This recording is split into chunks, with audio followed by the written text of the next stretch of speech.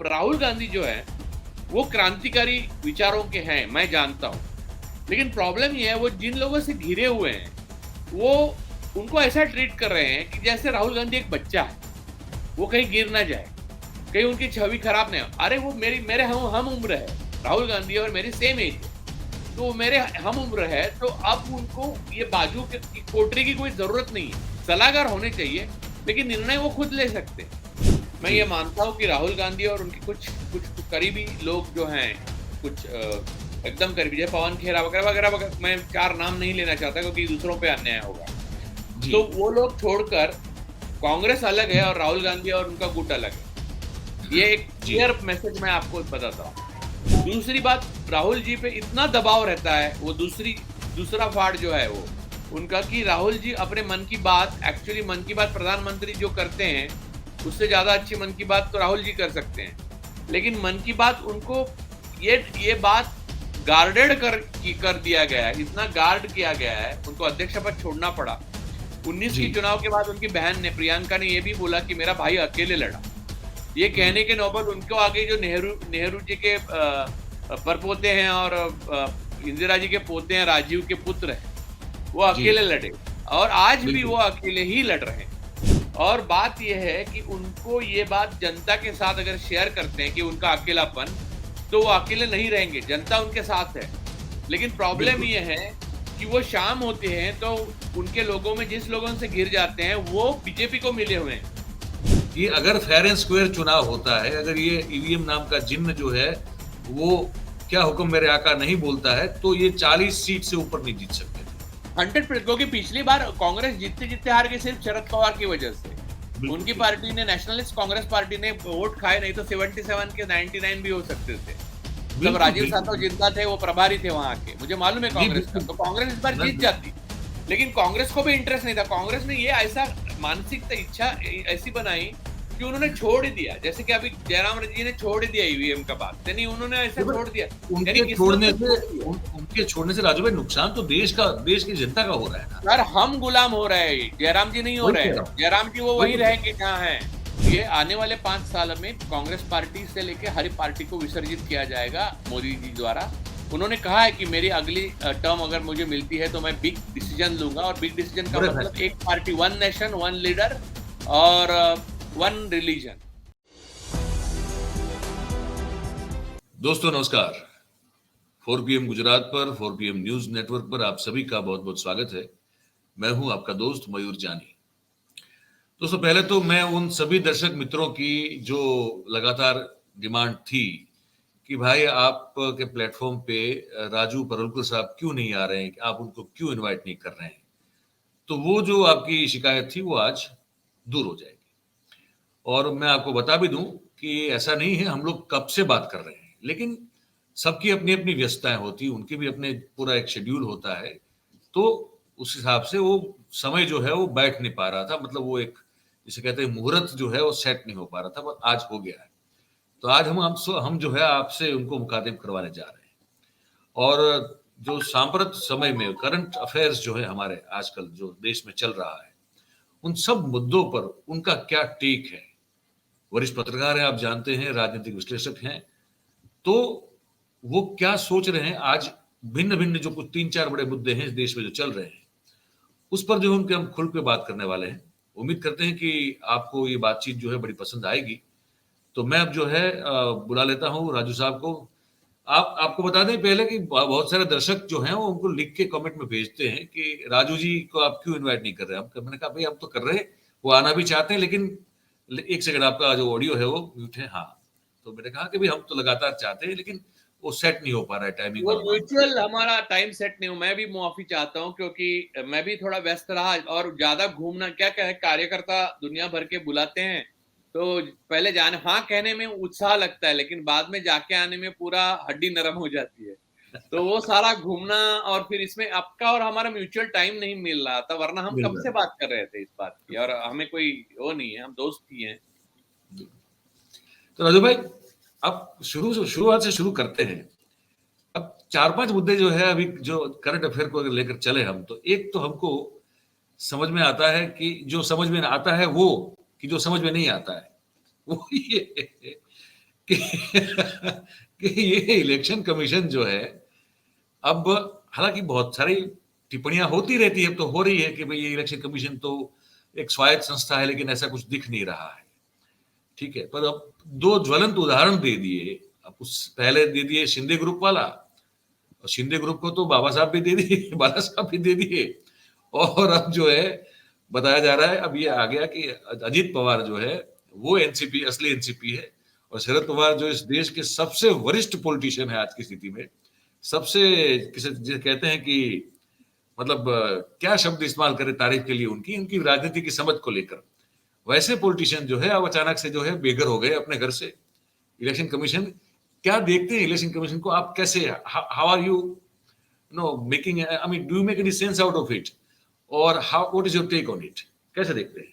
नहीं, जिन्हें जिन्हें पहले पहले दिन से, यानी जब शिंदे गुट बाहर हो गया उद्धव ठाकरे शिवसेना से, यानी तभी से मुझे ये पूरा यकीन था कि जो लोग उम्मीद कर रहे हैं इलेक्शन कमीशन कोई क्रांतिकारी कदम उठाएगा या संवैधानिक कदम उठाएगा, क्रांतिकारी तो बहुत आगे की बात है, संवैधानिक कदम उठाएगा, तो मुझे पूरा यकीन था कि वो नहीं उठाएगा, क्योंकि बीजेपी का एक लीगल सेल है, और बीजेपी का भी नहीं, वो नंबर 1 की कोटरी जो होती है हमेशा, वो किचन कैबिनेट, उसका वो एक हिस्सा है इलेक्शन कमीशन, और वो वही करेगा जो वो लोगों को आसान हो और उनके लिए फायदेमंद हो।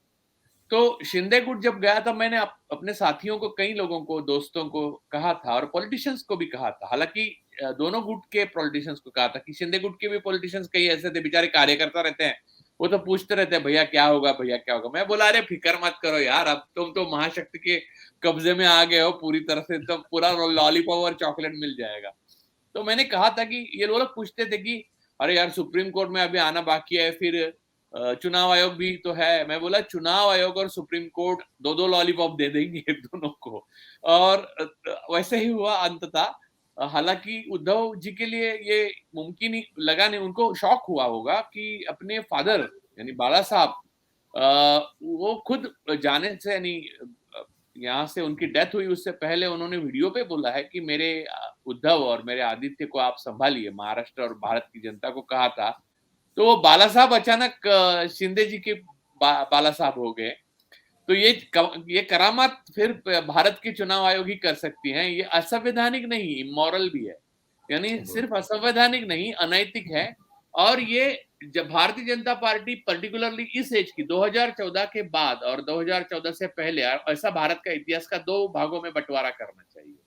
तो भारत 2014 से पहले बहुत कुछ नैतिक था, ऐसा मैं नहीं कहूंगा, लेकिन एक सीमा थी कि जिसके अंदर नहीं आते थे। जैसे कि अभी उत्तराखंड में लिव इन रिलेशनशिप वालों को रजिस्टर करने के लिए कहा गया, तो बेडरूम तक आ गए, तो बेडरूम तक आ गए हैं, तो इतना तो आते नहीं थे। मनमोहन, हमने इतनी सारे वैक्सीन लिए हैं, कभी इंदिरा जी, नेहरू जी या किसी प्रधानमंत्री के फोटोग्राफ नहीं देखे सर्टिफिकेट पे, वरना हमारी पूरा सीना अगर वो चाहते तो पूरा वो टैटू करा देते थे, इंदिरा यहाँ, जवाहर यहाँ, ये वो सब। ऐसा कुछ नहीं किया उन्होंने।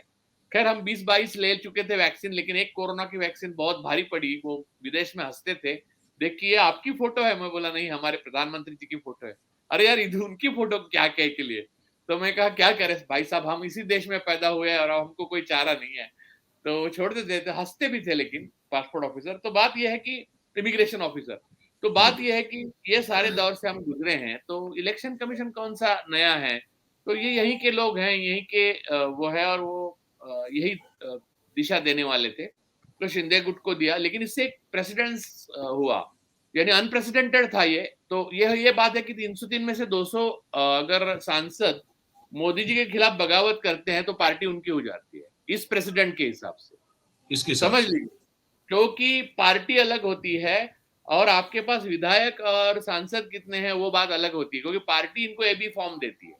तो अगर ये बात इलेक्शन कमीशन मानता नहीं है और एबी फॉर्म देने वाली पार्टी को आप सीधा, जिनके पास विधायक और सांसद है वो गए हैं कहीं और, तो उनको पार्टी दे देती है, तो बहाल करने की ये बात है। तो ये प्रेसिडेंट से आप 200 अगर सांसद को बीजेपी के तोड़ सकते हैं, तो पार्टी पूरी बीजेपी वो 200 सांसद तोड़ने वाला। कल मैं अगर बीजेपी के सांसद 200 तोड़ दूं तो मोदी जी की पार्टी नहीं रहेगी, बीजेपी मेरी पार्टी हो जाएगी। इससे तो और ये उनका सिद्ध होता है समय भी मेरा हो ये जाए। जो हुआ।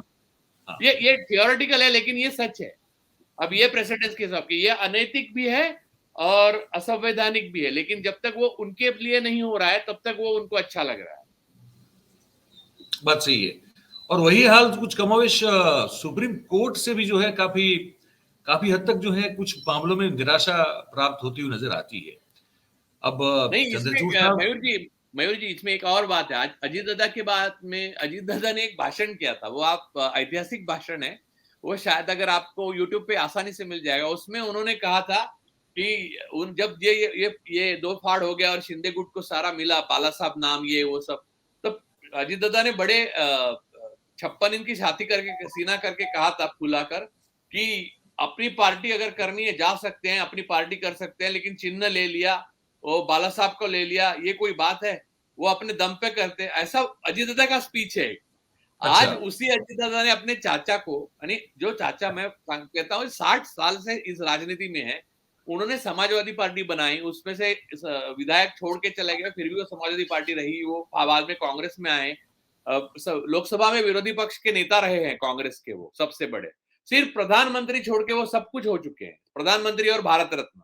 तो वो उनकी पार्टी जो है उसको सिर्फ विधायक ले जाने से या नगर सेवक के पार्षद ले जाने से उनके भतीजे को वो पार्टी उसका चुनाव चिन्ह दे दिया गया।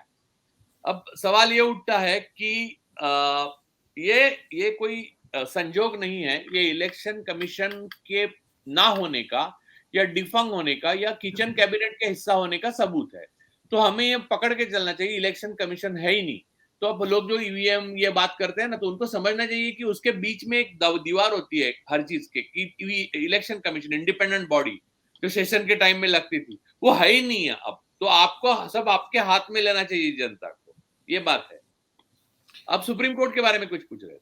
हाँ, तो मैं मतलब ये अगर ये देखिए, अगर पहले तो ये सब गए थे सुप्रीम कोर्ट में, चाहे शिंदे और वर्सेस उद्धव ठाकरे वाला मामला हो या अजित पवार वर्सेस शरद पवार वाला मामला हो, तो वहां से डायरेक्शन मिला कि ये तो इलेक्शन कमीशन करेगा।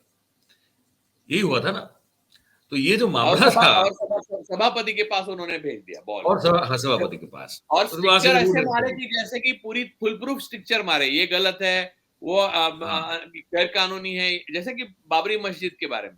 लेकिन सुप्रीम हाँ। कोर्ट का एक रवैया रहा है, वो भी इस कैबिनेट का हिस्सा है, लेकिन वो किचन कैबिनेट का, लेकिन उनमें एक अलग सी बात खासियत है। वो ये खासियत है, they increases the desire and takes away the performance. तो आपकी वो डिजायर बढ़ा देते हैं धीरे धीरे, और आपको लगता है कि अब चीफ जस्टिस कुछ बोले हैं, टिप्पणी की है, जैसे कि परसों उन्होंने टिप्पणी की थी परसों जो चंडीगढ़ के किया, इलेक्शन में। वो परफॉर्मेंस का टाइम आ गया तो सैटरडे संडे और फिर बेला त्रिवेदी जी के पास सारी केस चली जाती है, और बाद में उसका बस खत्म। वही वही जो होता है जो इलेक्शन कमीशन में हो, चुनाव आयोग में हो।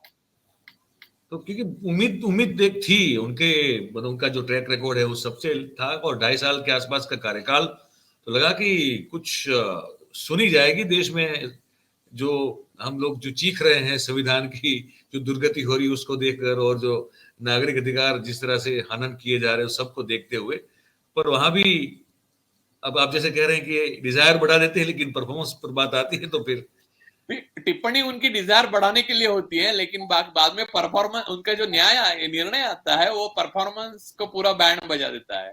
तो ये दूसरी बात क्या है कि उनकी पहले की जो ट्रैक रिकॉर्ड है ना, देखिए जब देश में सब आबाद है, संविधान को माना जा रहा है, अब अपना हमारे देश का मनमोहन सिंह के सेकंड कार्यकाल में, दूसरे कार्यकाल में इंडिपेंडेंस यानी स्वतंत्रता 73% थी दुनिया में, जो मापी गई तो उसको 73% थी। ऐसे वक्त पर आपका बहुत अच्छा होना, अपराइट होना और बहुत सख्त होना वो कोई बड़ी बात नहीं है। बड़ी बात नहीं देखिए थी। चंद्रचूड़ साहब हो, दीपक मिश्रा साहब हो, गोगोई साहब हो, इन लोगों को ये सब करना कोई बड़ी बात नहीं है। आपके चरित्र की कसौटी तब लगती है जब आपके इर्द गिर्द पूरा अंधेरा हो, पूरे नाजी और फैसिस्ट लोग बैठे हो सत्ता में, और आप अकेले हो जो आपके ऊपर जिम्मेदारी है इस संविधान और ये लोकतंत्र का दीप जलाते रहने की। और उस वक्त आप पास होते हैं या फेल होते हैं, इसके ऊपर इतिहास आपके बारे में अच्छा या बुरा लिखेगा, right you are right side of the history और wrong side of the history. तो अब मुझे ऐसा लगता है कि सुप्रीम कोर्ट के जजेस है, चीफ जस्टिस है, अभी पीछे के हम सब ट्रैक रिकॉर्ड से देखा जाए तो थोड़ा थोड़ा सा अपवाद मैं रमन्ना साहब का करूंगा, क्योंकि उन्होंने एक ऐसा फैसला दिया था जिसके वजह से महाविकास आघाड़ी की सरकार आ गई थी महाराष्ट्र में, याद कीजिए। तो या बाकी आज तक कोई जज और कोई भी चीफ जस्टिस भाजपा 2014 के बाद की भाजपा जो है उनकी सरकार के खिलाफ एक भी निर्णय नहीं दे पाई। वो बात बड़ी बड़ी करते हैं, बंद लिफाफे में कागज ले लेते हैं सबूत। अब बंद लिफाफे में आज 25 साल बाद आप देखोगे तो बंद लिफाफे अगर खोल के देखोगे तो अंदर कोरे कागज मिलेंगे। मैं लिख के देता हूं, क्योंकि बंद लिफाफे का क्या मतलब है कोर्ट में? क्या मतलब? बहुत ट्रांसपेरेंट होना ही लोकतंत्र का सबसे बड़ा चिन्ह है। तो ये सारा असंवैधानिक मामला सिर्फ संसद तक नहीं है। 150 सांसदों को निलंबित किया, जिन्होंने अदानी के खिलाफ बात की उनको जेल में डाल दिया या निलंबित किया, वो सारी बात नहीं है। ये बात चुनाव आयोग और सुप्रीम कोर्ट के निर्बल और चरित्रहीन होने की वजह से हुआ है।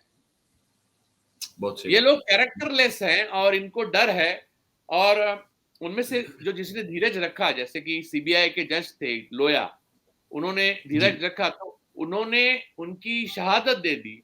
और उनको लगता होगा अगर उनके मृत्यु के समय कि मेरे जो साथी हैं ऊपर बैठे हुए हैं सुप्रीम कोर्ट में, वो मुझे न्याय देंगे, तो यही चंद्रचूड़ साहब ने उनको न्याय दिया है कि उनकी नेचुरल डेथ हुई।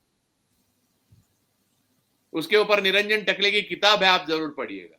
बिल्कुल। वो, हाँ, वो मैंने उस किताब के बारे में बहुत कुछ सुना है, मैं पढ़ नहीं पाया हूँ, लेकिन मुझे जरूर पढ़ना बाकी पढ़िएगा। है। जरूर जरूर जरूर पढ़ूंगा मैं उस चीज को, बिल्कुल पढ़ूंगा। तो अब थोड़ा यहाँ से आगे निकलते हैं। अब एक ये, मिनट मयूर जी, इसमें इसमें हाँ, एक मिनट में एक मिनट एक ऐड करना चाहूंगा। तो हाँ, अब तब से एक पैटर्न हो गया, दो पैटर्न हो गए। पूरी जुडिशरी के लिए दो पैटर्न में बट गई। एक एक तो लोया पैटर्न और दूसरा गोगोई पैटर्न। गोगोई पैटर्न में क्या हुआ कि आपके ऊपर यौन शोषण का आरोप हुआ, उसका आप ही खंडपीठ के अध्यक्ष हो और आपकी ही नीति ने आप ही ने अपने को निर्दोष साबित कर दिया। आप ही ने राम मंदिर की जगह दे दी और आप ही ने राम मंदिर बनाने का फैसला भी दे दिया, जबकि आप स्ट्रॉ नहीं दे पाई स्टेन स्वामी को। और बाद में आप उसके बाद रिटायर होते ही आप सांसद बन गए बीजेपी के, यानी क्विड प्रो क्यो जैसा हो गया। तो ये मॉडल गोगोई मॉडल है और एक लोया मॉडल है। तो लोया मॉडल की तरफ कोई जाने का चाहता नहीं है और हर कोई गोगोई मॉडल को पकड़ के बैठा है। तो ये कुल मिला के अपने 2014 के बाद में अगर भारत के न्यायालय की और जुडिशरी की हिस्ट्री अगर लिखी जाए तो ये दो मॉडल के बीच में लिखी जाएगी। और इस मॉडल के नीचे कुछ भी नहीं आएगा, लोया मॉडल के नीचे और गोगोई मतलब मॉडल के नीचे नाम आएंगे। आपको लोया मॉडल फॉलो करने वाला कोई भी जुडिशरी में दिख नहीं रहा है अभी तक? नहीं दिख रहा है। जैसे कि आप ये बात तो मुझसे ज्यादा बहुत लोग बोल रहे हैं, जैसे दुष्यंत दवे साहब है, उनसे आप बात करिए, कभी उनसे भी मुलाकात यहाँ पर इंटरव्यू करिए तो वो बताएंगे कि लोया मॉडल जैसा हिम्मत से कोई काम करने वाला मिल रहा है, दिख रहा है, नहीं रहा है। मैंने बोला जैसे रमन्ना साहब जब चीफ जस्टिस थे तो एक निर्णय उन्होंने ऐसा दिया था जिसकी वजह से वो सुबह की जो शपथ थी देवेंद्र जी और अजीत दादा की, वो ये हो गई, वो नल एंड वॉइड हो गई और उनको रिजाइन करना पड़ा। वो एक अपवाद छोड़ा तो बाकी कभी किसी ने भी कोई भी ऐसा, अरुण मिश्रा साहब ने तो ऐसे ऐसे निर्णय दिए हैं जो मानवाधिकार के अभी अध्यक्ष हैं, खैर अदानी के पक्ष में ऐसे निर्णय दिए हैं कि वो पढ़ने लायक, आगे आगे पढ़ाए जाएंगे वो किताबों में कि डिसीजन, यानी यानी हाइपोथेसिस से लेके कंक्लूजन तक आते आते आप कैसे बदल जाते हो और आप निष्कर्ष वो निकालते हो जो हाइपोथेसिस से वो पूरी जर्नी में है ही नहीं। तो वो सारी चीजें जो मैंने खुद पढ़ा है इसलिए मैं बोल रहा हूँ ये बात।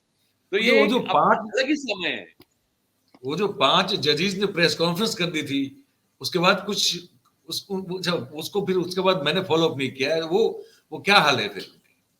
मुझे लगता है उसके बाद जो प्रशांत भूषण कहते हैं, क्योंकि मैं तो इनसाइडर नहीं हूं, मैं वकील नहीं हूं, ना ही मैं सुप्रीम कोर्ट का कोई हिस्सा हूं, लेकिन प्रशांत भूषण को अगर कोट करें तो वो कहते हैं कि ये सरकार पेगासस लगाकर इनके सारे call records, call details, history, ITR records, इनके जो रिलेशन में जो भी है लोग, उनकी सारे संपत्ति, अप्रोप्रिएट, डिस्प्रपोर्शनेट, सारे संपत्ति के ब्यौरा, सारा सब कुछ फाइल बना के रखती हैं और इनको डराती है। और वो उससे भी कोई डरे नहीं तो फिर लोया मॉडल तो है ही सामने। तो फिर उससे क्या होता है, आदमी, इंसान, बहुत सारी जिम्मेदारियां होती है उसके ऊपर। और वो भी इंसान है, वो टूट जाता है। तो वो तो जमाना गया जब भगत सिंह, नेहरू, आजाद, पटेल और गांधी जैसे लोग थे जिन्होंने आजादी हमें दिलवाई। इस दिन के लिए नहीं दिलवाई थी खैर, लेकिन उन्होंने दिलवाई। और वो महात्मा गांधी तो हमारे राष्ट्रपिता है, वो तो गुजरात से ही आते थे। लेकिन अब गुजरात का नाम लिया तो जो लिस्ट बनती है, उस लिस्ट से भारत देश में लोग पूरा पैटर्न को ही बदल दिया। वो गुजराती पैटर्न ऐसा बोलते हैं, महाराष्ट्र से लेके उत्तर प्रदेश से लेके केरला तक। तो ये एक अलग दौर है, सररियल लगता है। कभी कभी मुझे लगता है कि मैं वास्तविक जीवन जी रहा हूं या काल्पनिक। असल में भैया मैं ऐसा सोचता हूँ कि यार ये हो रहा है, एक्चुअली ऐसी बात की है। तो एक्चुअली जज ने ऐसा कहा, नहीं नहीं नहीं ऐसा नहीं कहा होगा, ऐसा निर्णय दिया है। जब बाबरी का निर्णय आया तो मुझे बड़ा आश्चर्य हुआ। मैंने मैंने वो पढ़ा पूरा। आप उसका 907 नंबर का पेज पढ़िए। उस पे ये भी लिखा है कि उसमें कुछ है नहीं, उसमें अवशेष जो मिले वो मंदिर के नहीं है, और सारी चीजें, वो सारी बातें जो मंदिर बनाने के खिलाफ जाती है। और अंत में क्या, मंदिर बना और मुसलमानों के आस्था 5 एकड़। हाँ। आस्था तो आस्था बड़ी चीज, आस्था बड़ी चीज है। अब ये आस्था कहां से आ गई सुप्रीम कोर्ट को? तो ये बात, सारी चीजें जो है वो अनसाइंटिफिक, इमोरल, अनडेमोक्रेटिक और असंवैधानिक है। और इसमें हम जी रहे हैं, ये सफोकेटिंग है यार। और सफोकेटिंग इसलिए क्योंकि हमारे फोरफादर्स ने इसलिए नहीं संविधान लिखे थे और इतनी लाठियां खाई थी, फांसी पर गए थे, 7 लाख लोग मरे ब्रिटिशों के खिलाफ लड़ते लड़ते। अंडमान में इतने लोग गए, ये सारा इसलिए नहीं हुआ था कि ये लोग राज करे ऐसे। और ये एक माफिया तंत्र से राज किया जा रहा है। यानी वो क्या, सर्वदेव नमस्कार केशवम प्रतिगच्छति, तो केशवम ये प्रतिगच्छति का मतलब केशव बलिराम हेडगेवार इन्होंने ले लिया है। तो अब दूसरे मुद्दे पे चलते हैं जो आजकल और बड़ा महत्वपूर्ण भी है, और हम 4 PM पर उसको तकरीबन 1.5 साल से उठा रहे हैं, 1.5 साल से उठा रहे हैं। वो मुद्दा है ईवीएम का, जो कि आज बहुत उस पर आंदोलन सा भी थोड़ा खड़ा हो रहा है और वोकल हो रहे हैं लोग। अब ईवीएम, जो कि मुझे और आपको एक नागरिक होने के अधिकार के नाते, राजू भाई, सिंपल सी बात है ना कि मैं आपको, अगर आप कैंडिडेट है, मुझे आप जिस पार्टी के कैंडिडेट है तो वो पार्टी भी पसंद है और आप बतौर कैंडिडेट भी पसंद है, तो मुझे आपको वोट देना है।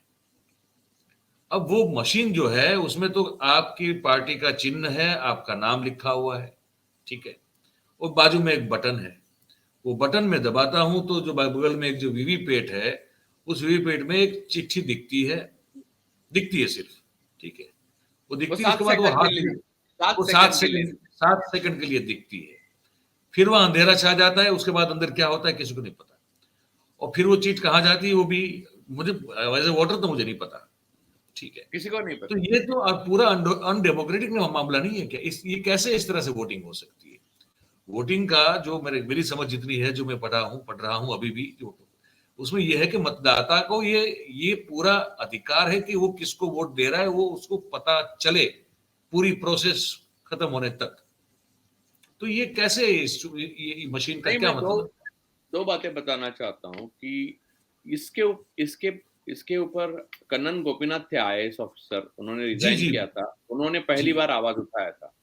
जी बिल्कुल। और इसमें अभी रिसेंट एक करण थापर ने इंटरव्यू लिया, उनको जानते हैं हम, ट्यूलिप के सीईओ हैं और बराक ओबामा साहब के वो सलाहकार रह चुके थे। जी जी तो जी। उन्होंने बड़ी आसानी से बातें कही और बहुत बहुत क्लियर बात है। एक तो मैं आपको बताता हूँ, ईवीएम के खिलाफ मैं तब भी था जब कांग्रेस सत्ता में थी।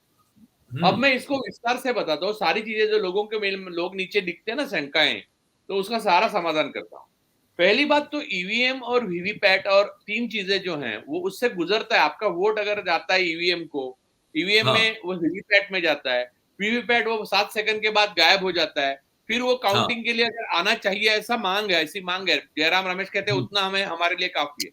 बेसिकली आप जिसको वोट देते हो उसको डायरेक्ट वोट जा रहा है, इतना ही डेमोक्रेटिक है। उसके बाद जो भी होता है वो अनडेमोक्रेटिक, पहली बात। बिल्कुल सही बात, तो बिल्कुल सही बात। असंवैधानिक है। तो जयराम रमेश जी जो बात कर रहे हैं कांग्रेस के, वो उनकी लिए इंटेलेक्चुअल लग्जरी हो सकती है, लेकिन वो अनडेमोक्रेटिक, वो तब भी अनडेमोक्रेटिकली बात कर रहे थे और असंवैधानिक रूप से। ये असंवैधानिक है, वीवीपैट से कुछ नहीं होता। दूसरी बात यह है कि आपके 4 इंडिपेंडेंट डायरेक्टर बीजेपी के बैठे हुए हैं, ये भी अब दिखाई दिया। तीसरी बात बीईएल यह में, है, भारत हाँ, इलेक्ट्रॉनिक्स अंदर लिमिटेड में चार, जिस, हाँ, चार चारों चारों चार। भारत इलेक्ट्रॉनिक्स लिमिटेड में चारों बीजेपी के राजकोट के अध्यक्ष है उसमें एक आपके। हाँ, श्यामजी तो भाई खाचरिया है ना हमारे, बिल्कुल। हाँ हाँ हाँ, तो हम्म। बात यह है उसके अंदर एक चीप रहती है, वो उसके हिसाब से उसके अनुसार कई बार चीजें इस तरह से बदली जा सकती है, और वो हैक नहीं किया जा सकता क्योंकि उसमें वाईफाई नहीं है, लेकिन प्रोग्राम उसको प्रोग्राम किया मैनिपुलेट जाता 100%, वो देशपांडे साहब ने भी वही कहा और कन्नन भी वह करके, वो मैनिपुलेट किया जा सकता है, और वीवीपैट को भी काउंट करने का कोई मतलब बाद में बचता नहीं, है, क्योंकि बिल्कुल। वीवीपैट और इसका आप फिर सुप्रीम कोर्ट में जाएंगे, उसकी लड़ाई होगी, तब तक 5 साल असंवैधानिक प्रधानमंत्री राज करके चला जाएगा। जी, तो बिल्कुल। ये सारी जो चीजें हैं उसको सीधा करने का एक ही मतलब है कि आप बाइकआउट करिए इलेक्शन और कहिए कि बैलेट बॉक्स पे नहीं होता तब तक हम ट्रांसपेरेंट इलेक्शन। देखिए आप चंडीगढ़ में क्या हुआ, बैलेट बॉक्स पे जी, इलेक्शन था, इसलिए टिप्पणी तो करनी पड़ी चंद्रचूड़ साहब को। जी, अगर ये बिल्कुल। ईवीएम पे होता तो वो भी नहीं करते, वो तो बेला के फूल चढ़ जाते फिर। चलिए, तो पर राजू बात भाई, एक अगर एक अगर बात ये है, स्वाप। दूसरी दूसरी दूसरी बात का जवाब देता हूं, लोग आपको पूछेंगे, वो बात का जवाब देता हूं। तेलंगाना में जी, आए, कर्नाटक में आए, तो फिर कैसे आए, ये सब पूछते हैं हाँ, लोग। जी, तो बिल्कुल। एनिग्मा नाम की बात है, एनिग्मा सेकेंड वर्ल्ड वॉर में एक हुआ था, एक कोड हुआ बनाया था हिटलर की नाजी फोर्सेस ने। वो कोड है हाँ, ना, डिकोड करने में 2 साल लग गए ब्रिटेन ब्रिटिश को। आर्मी को, ब्रिटिश और जी, फिर अमेरिकन आर्मी को। वो जी, डिकोड हो गया, डिकोड होने के बाद क्या है कि जर्मनी की हर मूव उनको पता चलती थी, जी, लेकिन उन्होंने एक स्ट्रेटेजिक डिसीजन ये ले लिया कि हर मूव पता चले, इसका मतलब ये नहीं कि हर मूव को हम जवाब दें। उन्होंने अगर वो ऐसा करते तो 2 साल पहले युद्ध खत्म भी हो सकता था, लेकिन उसमें एक डर भी था कि हिटलर को पता चलता है हर बात कैसे पता चलती है इनको। तो ये डर से इन्होंने क्या किया कि 40% उनकी डिकोडिंग होने के बावजूद उस पर काम नहीं किया, सिर्फ 60% जितना आवश्यक है उतना ही डिकोड किया हुआ मैसेज पे उन्होंने रिएक्ट किया। तो जीत के लिए 2 साल ज्यादा लगे, लेकिन निश्चित जीत हासिल हुई और डिकोड करते रहे। तो आपको वो 543 वोट लाए जा सकते हैं मैनिपुलेट करके, लेकिन ऐसा कोई 543 नहीं लाएंगे, और पूरे के पूरे सारे राज्य लाना तो सीधी बेवकूफी है।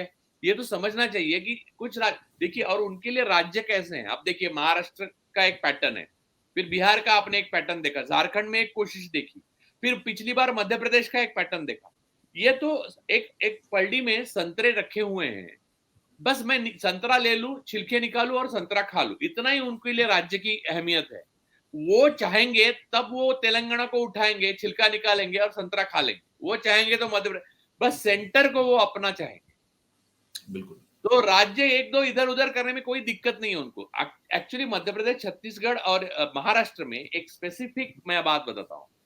महाराष्ट्र में उनके इंटरेस्ट थे कि ये जो वेस्टर्न घाट्स है, जंगल सारे महत्वपूर्ण, सबसे दुनिया के ओल्ड जंगल, फेफड़े भारत के, उसमें कोयले के अपना रिफाइनरी वगैरह लगाना चाहते हैं ये अंबानी अडानी, तो वहां इंटरेस्ट है। और दूसरा तो धारावी में अडानी का इंटरेस्ट था, तो सरकार उनको गिरानी थी, उन्होंने वो ऑरेंज को ले लिया, छिलके निकाले, खा लिया।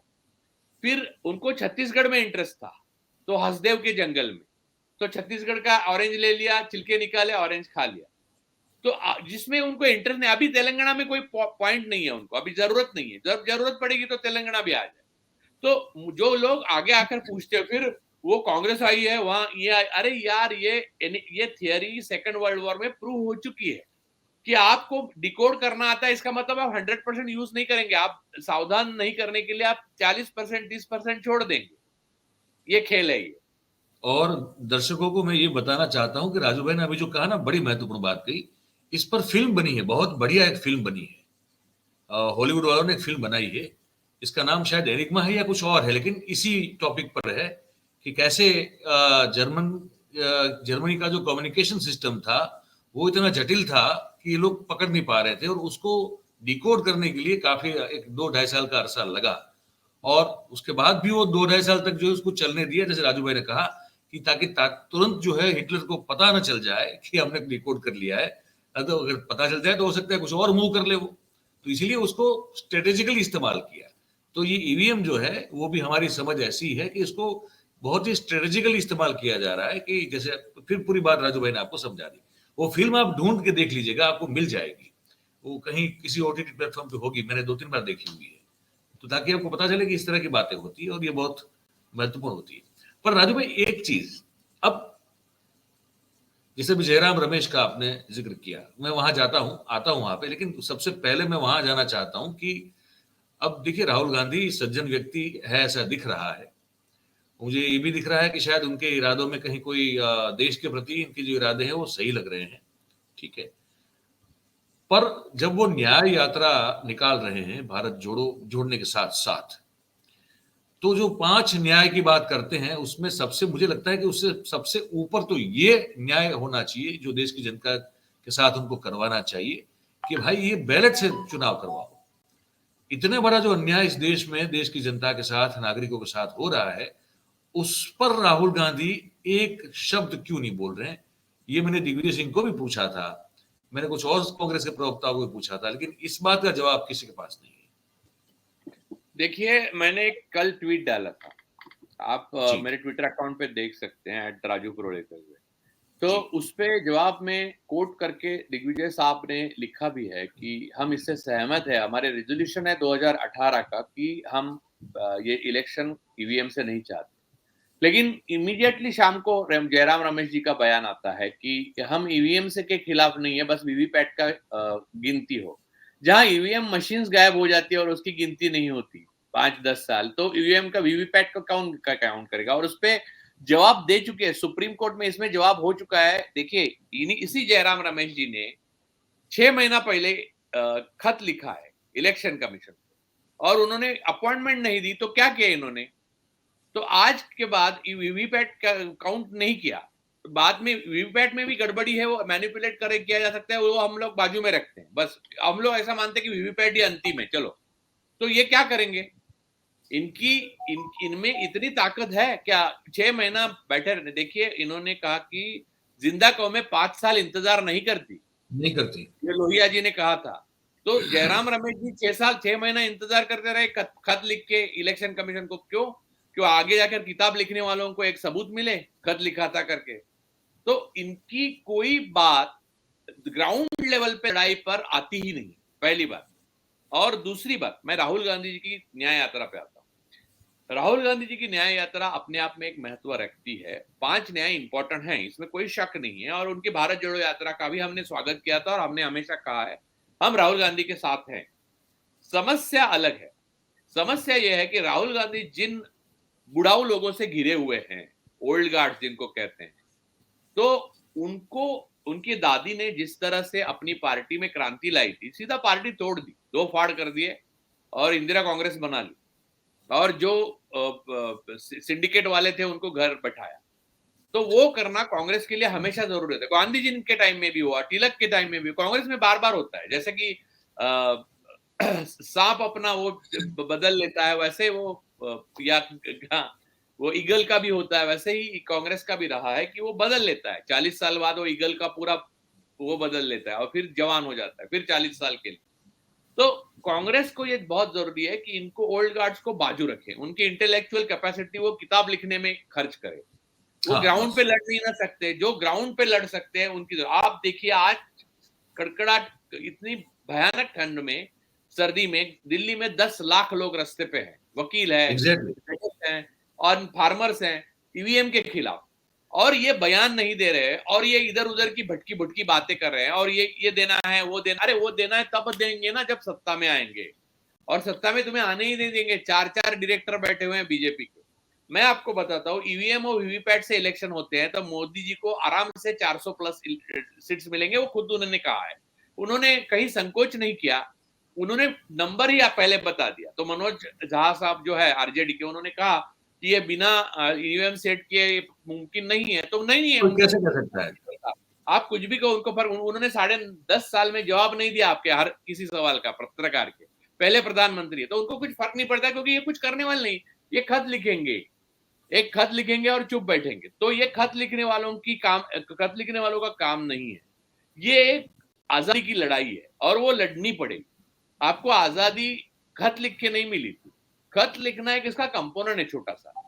बाकी बहुत सारी जो लोग कर रहे हैं, बस आपको उसका समर्थन करना है। अब राहुल गांधी जो है वो क्रांतिकारी विचारों के हैं, मैं जानता हूं, लेकिन प्रॉब्लम ये है वो जिन लोगों से घिरे हुए हैं वो उनको ऐसा ट्रीट कर रहे हैं कि जैसे राहुल गांधी एक बच्चा है, वो कहीं गिर ना जाए, कहीं उनकी छवि खराब नहीं हो। अरे वो मेरे हम उम्र है, राहुल गांधी और मेरी सेम एज है, तो वो मेरे हम उम्र है, तो अब उनको ये बाजू की कोटरी की कोई जरूरत नहीं है। सलाहकार होने चाहिए, लेकिन निर्णय वो खुद ले सकते हैं।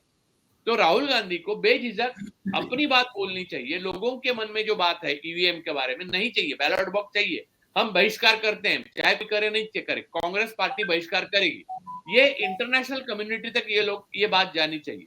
तो ये अगर राहुल गांधी नहीं कर सकते तो हमेशा हम विफलताओं से घिरे रहेंगे, हम गुलाम बनेंगे।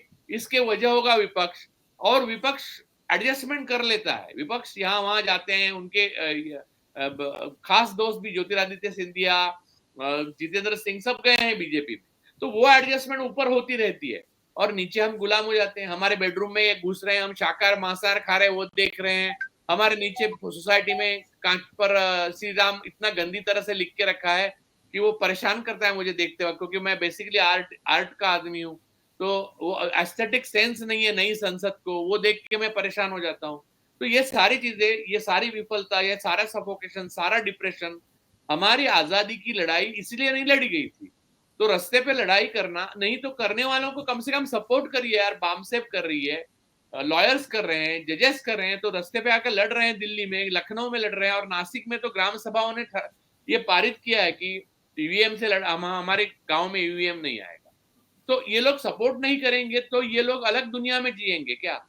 तो ये लोग, इसका मतलब देखिए, दो विकल्प है, या तो इन लोगों को सपोर्ट करो या चुप रहो। इसका मतलब आप मोदी को सपोर्ट कर रहे हो। तो मुझे अब लगता है कि विपक्ष मोदी जी को सपोर्ट कर रहा है, हैंड इन ग्लोव्स है। और ये बात राहुल गांधी को चक्रव्यूह भेजना बहुत जरूरी है, उनका नहीं तो उनके ही लोग अभिमन्यु कर रहे हैं। क्यों, बहुत सही बात है। क्योंकि जैसे आपने कहा भाई, अगर आप अच्छा वोट लोग आपको दे रहे हैं, आप तक वो वोट पहुंच नहीं पा रहे हैं। लोग जैसे मैं भी देख रहा हूं, आप भी देख रहे हैं, लोगों में इसको लेकर गुस्सा है। लोग अरे इसलिए तो भाई लोग, 4 राज्य, मैं साहब 4 राज्य में बताता हूँ। बिहार में आरजेडी, छत्तीसगढ़ में और मध्य प्रदेश में कांग्रेस, ये 3 राज्य तो मुझे पक्का मालूम है कि बीजेपी ने नहीं जीते थे। और चौथा राज्य आपका खुद का राज्य है गुजरात, इतनी बड़ी संख्या में हार चुके थे। गुजरात में हार पक्की थी बीजेपी की, ये ईवीएम से जीता गया है। चुनाव से पहले मैं बिल्कुल साफ कहा करता था, मेरे ऑन रिकॉर्ड कार्यक्रम है, कि अगर फेयर एंड स्क्वायर चुनाव होता है, अगर ये ईवीएम नाम का जिन्न जो है वो क्या हुक्म मेरे आका नहीं बोलता है, तो ये 40 सीट से ऊपर नहीं जीत सकते थे। 100%, क्योंकि पिछली बार कांग्रेस जीतते जीतते हार गई सिर्फ शरद पवार की वजह से। उनकी पार्टी ने, नेशनलिस्ट कांग्रेस पार्टी ने वोट खाए, नहीं तो 77 के 99 भी हो सकते थे। जब राजीव सातव जिंदा थे, वो प्रभारी थे वहां के, मुझे मालूम है कांग्रेस का। तो कांग्रेस इस बार जीत जाती, लेकिन कांग्रेस को भी इंटरेस्ट नहीं था। कांग्रेस ने ये ऐसा मानसिक इच्छा ऐसी बनाई कि उन्होंने छोड़ ही दिया, जैसे कि अभी जयराम जी ने छोड़ दिया ईवीएम का बात, यानी उन्होंने ऐसा छोड़ दिया। उनके छोड़ने से राजू भाई नुकसान तो देश की जनता का हो रहा है ना सर। हम गुलाम हो रहे हैं, जयराम जी नहीं हो रहे हैं। जयराम जी वो वही रहेंगे जहां हैं। वही तो कह रहा हूं। और अगर ये अभी भी इस मुगालते में है, अगर आपकी राय जानना चाहूंगा, जो मैं इनको जितना जानता हूं, कि आप अगर ये लोग अभी इसी मुगालते में जीते हैं कि चलिए एक पॉलिटिकल राइवलरी है, लेकिन ये आरोप प्रत्यारोप लगते रहेंगे, लेकिन हम जो है वो साबुत रहेंगे, मतलब politically we will live, we will be alive. तो ये बड़े मुगालते में जी रहे हैं, मेरी ये सोच है। ये तो खत्म करने वाले हैं सब। नहीं, ये आने वाले 5 साल में कांग्रेस पार्टी से लेके हर पार्टी को विसर्जित किया जाएगा मोदी जी द्वारा। उन्होंने कहा है कि मेरी अगली टर्म अगर मुझे मिलती है तो मैं बिग डिसीजन लूंगा, और बिग डिसीजन का मतलब एक पार्टी, 1 नेशन 1 लीडर और 1 रिलीजन, ये डिसीजन रहेगा। और 1 कास्ट भी रहेगा वो, और ब्राह्मणिज्म। That's all. तो ऐसे में राहुल गांधी मतलब कैसे वो जो है, अब वो तो उनके पास भी तो खबर पहुंची। और दिग्विजय सिंह से हमारी जब बातचीत हुई थी, जब इंटरव्यू किया था, तो उन्होंने पूछा था, मैंने सैम पित्रोदा साहब से पूछा हुआ है एक बार, मेरे उनसे अच्छे संबंध है, उनका भी इंटरव्यू किया था। तो कहते कि नहीं, हम राहुल जी को बताते हैं और राहुल गांधी इस मामले में पूरी बात जानकारी रखते हैं। तब कई बार मन में ये शंका खड़ी हो जाती है राजू भाई कि क्या कांग्रेस जो है इस पाप की भागीदार है? क्या हो सकता है कि यूपीए टाइम हाँ, में इसका इस्तेमाल हुआ देखिए हो? अभी मैंने हमेशा और कई बार कहा है, मेरी एक किताब आ रही है अनलाइक राहुल गांधी, वो राहुल गांधी के ऊपर है। मैं जी ये मानता हूँ कि राहुल गांधी और उनके कुछ कुछ कुछ करीबी लोग जो हैं, कुछ एकदम करीबी, जैसे पवन खेरा वगैरह वगैरह वगैरह, मैं 4 नाम नहीं लेना चाहता क्योंकि दूसरों पे अन्याय होगा। जी तो वो लोग छोड़कर कांग्रेस अलग है और राहुल गांधी और उनका गुट अलग है। ये एक जी क्लियर मैसेज मैं आपको बताता हूँ। दूसरी बात, राहुल जी पे इतना दबाव रहता है, वो दूसरा फाड़ जो है वो उनका, कि राहुल जी अपने मन की बात, एक्चुअली मन की बात प्रधानमंत्री जो करते हैं उससे ज्यादा अच्छी मन की बात तो राहुल जी कर सकते हैं, लेकिन मन की बात उनको ये बात गार्डेड कर दिया गया है, इतना गार्ड किया गया है, उनको अध्यक्ष पद छोड़ना पड़ा। 19 जी की चुनाव के बाद उनकी बहन ने, प्रियंका ने, ये भी बोला कि मेरा भाई अकेले लड़ा। ये कहने के नौबत उनको आ गई, जो नेहरू जी के परपोते हैं और इंदिरा जी के पोते हैं, राजीव के पुत्र हैं, वो जी अकेले लड़े और आज भी बिल्कुल वो अकेले ही लड़ रहे हैं। और बात यह है कि उनको ये बात जनता के साथ अगर शेयर करते हैं कि उनका अकेलापन, तो वो अकेले नहीं रहेंगे, जनता उनके साथ है। लेकिन प्रॉब्लम बिल्कुल ये है कि वो शाम होते हैं तो उनके लोगों में जिस लोगों से घिर जाते हैं वो बीजेपी को मिले हुए हैं। देखिए, आरएसएस मैदान में नहीं, मन में होती है, और जी आधे कांग्रेस के मन में आरएसएस है, और वो नेहरू के समय से है, और नेहरू जी जानते थे इस बात को, पटेल जी जी जानते थे। पटेल, देखिए नेहरू और पटेल जी के बीच में एक लेटर हुआ, मैंने नेहरू जी पे लेख लिखा है और वो मेरे इंग्लिश में भी है और वो मेरे ब्लॉग पे है। तो उसमें जी पटेल, सरदार वल्लभ भाई पटेल ने ये कहा था कि आरएसएस पे जो बंदी हमने डाली है, बैन डाल किया है आरएसएस को, वो हमें कभी नहीं उठानी चाहिए, क्योंकि आरएसएस एक ऐसा संगठन है जो आतंकवादी संगठन है और इस देश को भ्रमित और नष्ट कर देगा, एकता को। तो इस पर नेहरू जी ने बहुत अच्छा खत लिखा है। हालांकि नेहरू जी ने एक अलग आर्टिकल लिखा है, वो भी मैं आपको एक लाइन बताता हूँ पहली उसकी, वो आज जी एकदम उनके कितने क्रांतिदर्शी थे नेहरू, वो पता चलता है। तो नेहरू जी ने उनको जी खत लिखा है पटेल जी को कि देखिए, हम लोकतंत्र बनाने में लगे हुए हैं, हमारे साथ आजाद हुए कई देश है जो लोकतंत्र नहीं बन पाएंगे, जैसे कि पाकिस्तान हुआ, कहीं हुआ, जिम्बाब्वे, कई देश हुए, चौदह लेकिन 14 देश हमें हैं। लोकतंत्र बनना है और लोकतंत्र में हमारे खिलाफ और हमसे अलग विचारधारा रखने वाले कितने भी कठोर लोग हों, हमें हमेशा के लिए उन्हें दबा के नहीं रखना चाहिए, इसलिए हमें आरएसएस का बैन उठाना चाहिए। ये नेहरू ने लिखा है। तो जी आरएसएस अगर आज जो जो दादागिरी कर रही है, इज नेहरू फॉल्ट, ये नेहरू की गलती है, ये वाकई मानना पड़ेगा। और दूसरी बात, नेहरू जी ने गांधी जी की मृत्यु के बाद एक आर्टिकल लिखी थी, उसके पहली लाइन थी ये कि गोडसे द्वारा महात्मा जी को, बापू को मार दिया गया। क्या ये एक षड्यंत्र का ये एक षड्यंत्र की समाप्ति है या एक नए षड्यंत्र की शुरुआत है? शुरुआत तो ये साबित हो गया कि वो नए षड्यंत्र की शुरुआत थी और आज एक दूसरी कड़ी उसकी पूरी हो गई, और इसकी भनक तक कांग्रेस राहुल गांधी को लगने नहीं देती। तो ये प्रॉब्लम ये है, और हम उसमें पीछे जा रहे हैं, जनता। तो कुल मिला के जो बात अभी मुझे मेरे मन में एक दो सवाल और भी हैं अभी। एक तो ये है कि बोलिए। आप जो कह रहे हैं कि भाई ये राहुल गांधी बेसिकली अपने जो एडवाइजर्स हैं उनके द्वारा उस तरह से गार्डेड हैं कि वो अपने आप को स्वयं प्रकट उस तरह से नहीं कर पा रहे हैं जिस तरह से वो उनको करना चाहिए। एक बात देखिए, तो ये है। उनकी उनकी उनकी जो कोशिशें हैं वो दिखती है, लेकिन देखिए उनके एडवाइजर जो है वो हक्सर, कौल और धर जैसे तो है नहीं, हाँ जो विश्व की जान, वो तो एक खत लिख, चुनाव आयोग को खत लिखने के बाद 6 महीना जो इंतजार करे, वो वो खैर, वो ऐसे ऐसे ऐसे लोगों से घिरे रहने से मैं पसंद करूंगा कि मेरा कोई एडवाइजर ही ना हो। बिल्कुल तो सही बात बात यह है कि मुझे, देखिए राजनीति एक मैदान की चीज है, राजनीति जनता की चीज है। राजनीति में मेरे और आपके जैसे लोग क्यों नहीं जाते हैं? क्योंकि हमारा कोई बैकग्राउंड नहीं है और हमारे साथ मसल पावर, मनी पावर या कोई भी पावर, जनता में लोकप्रियता, ये सब आसान नहीं हासिल करना, वो राहुल जी के पास है। लेकिन वो परिस होता है ना, जो पत्थर जिसको लगाने से सोना बनता है, वो उनके पास होने के बाद उनको पता चलने नहीं दिया जा रहा है कि उनके पास वो है। तो अब ये बात यहाँ पर आके रुकती है। यही उनके दादी के साथ हुआ था, लेकिन जी दादी ने पहचान लिया कि ये मोरारजी देसाई, कामराज, ये सब जो लोग हैं उन्होंने अपनी सेवा की है, जैसे कि आज भी जो उनके सलाहकार है उन्होंने पार्टी की सेवा तो खूब की है, लेकिन उनका टाइम खत्म हो गया। जैसे कोई भी दवा हो, उसकी एक्सपायरी डेट खत्म होने के बाद उसको इस्तेमाल नहीं करना चाहिए, ताकि वो जानलेवा हो सकती है। वैसे अब ये ओल्ड गार्ड्स है, वो खतरनाक हो चुके हैं, क्योंकि उनकी एक्सपायरी डेट जा चुकी है उनके इस्तेमाल करने की।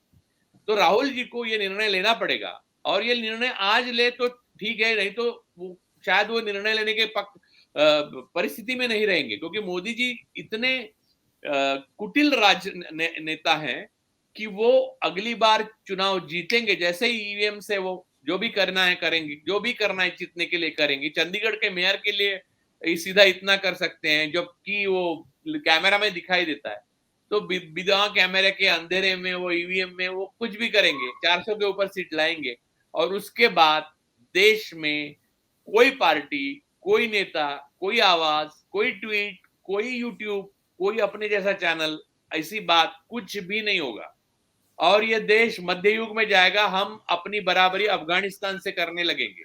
स्त्रियों के लिए वही रहेगा कि घर, और वो तो मोहन भागवत ने बोला ही है। अब ये लिव इन रिलेशन पे आ गए, आपको शाकाहार खाने के लिए बोलेंगे, आपको 10 चीजें और बोलेंगे। राम अवतार है बोलेंगे आप, तो आपको मारेंगे, क्योंकि राम अवतार नहीं है, राम भगवान है। तो आपको बुद्ध नौवां अवतार है, तो आप पूछेंगे कि बुद्ध नौवां अवतार है, तो हम पूछते क्यों नहीं अपने भगवान के इसमें मूर्ति बनाकर? तो वो बोलेंगे कि सवाल पूछने का नहीं। आप कहेंगे कि बुद्ध मूर्तियां गाड़ दी है, उसको बार मंदिर बने, उसको कब तोड़ दें और बुद्ध की मूर्ति मंदिर बनाए, विहार बनाए फिर से वापस, तो आपको मारने के लिए लोग आएंगे, आपको नाटक नहीं करने देंगे, आपको सिनेमा नहीं करने देंगे। ये सारी चीजें शुरू हो जाएगी, और पूरी तरह से वो आज भी स्टेट स्पॉन्सर है लिंचिंग, तो वो तब भी स्टेट स्पॉन्सर ही रहेगी। तो फिर आपके हाथ में कुछ भी नहीं रहेगा। राहुल गांधी को यह समझना चाहिए, ये आखिरी कुछ पल है, आखिरी मौका है। अब ये जो ओल्ड गार्ड्स है उनके, वो अपनी जिंदगी जी चुके हैं, वो आजादी में, खुशहाली में और लग्जरियस लाइफ जी चुके हैं। अब जनता जो पीस रही है, उसके लिए कुछ करना है तो अभी करिए, और लोग जो ईवीएम के खिलाफ आंदोलन कर रहे हैं उसको डेमोक्रेसी का आंदोलन बनाइए और उसमें खड़े हो जाइए डट कर। आखिरी सवाल, आपने कहा कि बॉयकॉट करना चाहिए, पर ये तो फिर अगर बॉयकॉट कर दिया जाए तो इनके लिए तो और आसान रास्ता हो जाएगा। वो तो कहेंगे कि हम तो लड़ेंगे, आपको नहीं लड़ना है तो मत लड़ो। या जनता अगर वोट ही नहीं देगी तो ऐसा तो नहीं होगा, तब वोट नहीं देंगे, जितने वोट मिलेंगे उससे जीत जाएंगे। मैं बताता हूँ, मैं आपको इसका जवाब बताता हूँ। मुझे कई बार पूछा गया, मुझे बांग्लादेश का उदाहरण भी दिया गया है कई बार। हाँ वो है। हाँ, मैं बताता हूँ। भारत बांग्लादेश नहीं, भारत एक सबसे बड़ा लोकतंत्र है, सबसे बड़ा लोकतंत्र है। एक पहली बात, भारत की आबादी दुनिया में सबसे ज्यादा है। यहाँ की ऑपोजिशन पार्टियां, जो मेन ऑपोजिशन पार्टियां हैं, वो एक महत्व रखती है पूरे इंटरनेशनल कम्युनिटी। वो किसी चीज का बहिष्कार करती है तो पूरा इंटरनेशनल कम्युनिटी हिल जाएगी। तो ये लोग डमी उम्मीदवार खड़े करके चुन के आते हैं तो संवैधानिक नहीं बनेंगे। मोदी जी इस स्थिति में भी प्रधानमंत्री अगर बनने हैं और उस स्थिति में भी प्रधानमंत्री बनने, तो मैं चाहता हूं कि उस स्थिति में बने, ताकि वो असंवैधानिक प्रधानमंत्री हो। और फिर मैंने इसके बहुत सोचा है, मैंने गहनता से सोचा है, और बहुत मैंने इतना इसके ऊपर विचार किया है कि फिर क्या होता है कि मेन पार्टी जो इंडिया अलायंस में थी, जो अभी है, जो बची हुई है, उन्होंने अगर बहिष्कार कर दिया, कहा कि बैलेट बॉक्स पे ही लाइए, नहीं तो इलेक्शन पे हम नहीं आएंगे, और मोदी जी ने वो झूठ मूठ का इलेक्शन करा दिया और वो जीत गए और पूरा गुलाल उलाल हो गया, लेकिन वो भारत के प्रधानमंत्री नहीं कहे जा सकते, क्योंकि उनके खिलाफ पिछले इलेक्शन में 63% वोट्स मिले हैं, और वो 63% वोट्स रिप्रेजेंट करने वाले लोगों ने साथ ही नहीं दिया उनका इलेक्शन लड़ने के लिए। ये नुरा कुश्ती हो गई। तो फिर इंटरनेशनल, देखिए किसान आंदोलन जीता क्यों? क्योंकि गावस्कर और अमिताभ बच्चन के ट्वीट की कोई अहमियत नहीं थी। उस वक्त रिहाना और ग्रेटा थनबर्ग की ट्वीट की अहमियत रही। भले दिखाया नहीं गया, टूल किट वगैरह कुछ कहा गया, लेकिन उससे डर गए लोग। तो समझिए कि अगर संवैधानिक प्रधानमंत्री आप गलत तरीके से एक आदमी को बनाओगे, उसको बनने दो प्रधानमंत्री उसके लाठी के बल पर, और फिर असंवैधानिक रहने दो, फिर अपने को संतोष रहेगा कि हम लोकतंत्र हमारे लिए है, 63% हम इंटैक्ट हैं, हम लोकतंत्र में जी रहे हैं, ये हमारे प्रधानमंत्री नहीं है, ये असंवैधानिक प्रधानमंत्री है। उसका बाद में जो है वो आंदोलन में परावर्तित होगा या नहीं, वो देखा जाएगा इतिहास। लेकिन इस तरह से आप पूरा उनका ही साथ दो तो विपक्ष पार्ट ऑफ द प्रॉब्लम हो जाता है। फिर लोगों के लिए विपक्ष नहीं लड़ता, फिर मोदी जी के लिए विपक्ष काम करता है। ये बात समझिए, फर्क है। इससे बेहतर रास्ता ये नहीं है कि विपक्ष जो है एकजुट होकर, ये जो लोग सड़क पे उतरे हैं और हम और आप जो खून जला के हम जो है दिन भर इसके बारे में जो लोगों को जागरूक करने की कोशिश करते हैं, इस आंदोलन में विपक्ष जुड़ जाए अपने कार्यकर्ताओं के साथ। ये आसान रास्ता, ये सही रास्ता नहीं लगता क्या? ये बहुत आसान रास्ता है, लेकिन ये करने के बाद भी अगर मोदी जी नहीं मानते, उनकी सरकार नहीं मानती, मोदी जी मैं इसलिए कह रहा हूं क्योंकि अब कोर्ट भी मोदी जी है, चुनाव आयोग भी मोदी, सब कुछ मोदी जी है, तो अवतार भी मोदी जी है, राम भी मोदी, सब मोदी जी है।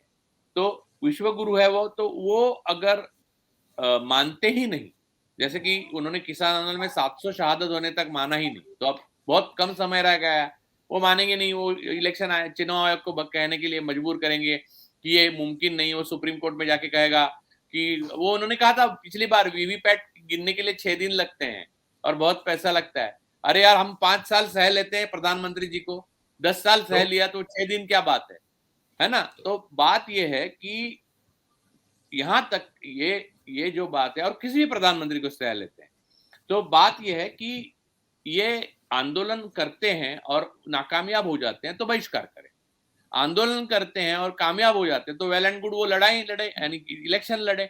और मैं एक और बात कहता हूं, मयूर जी आप समझिए, मोदी जी क्यों डर रहे हैं? मोदी जी इतने पॉपुलर लीडर है कि वो ब्राजील, त्रिनिदाद, कहीं और सेनेगल, कहीं से भी चुन के आ सकते हैं, यूएस से भी चुन के आ सकते हैं, इतने पॉपुलर है कि दुनिया में यूट्यूब में उनके जितने फॉलोअर्स नहीं है।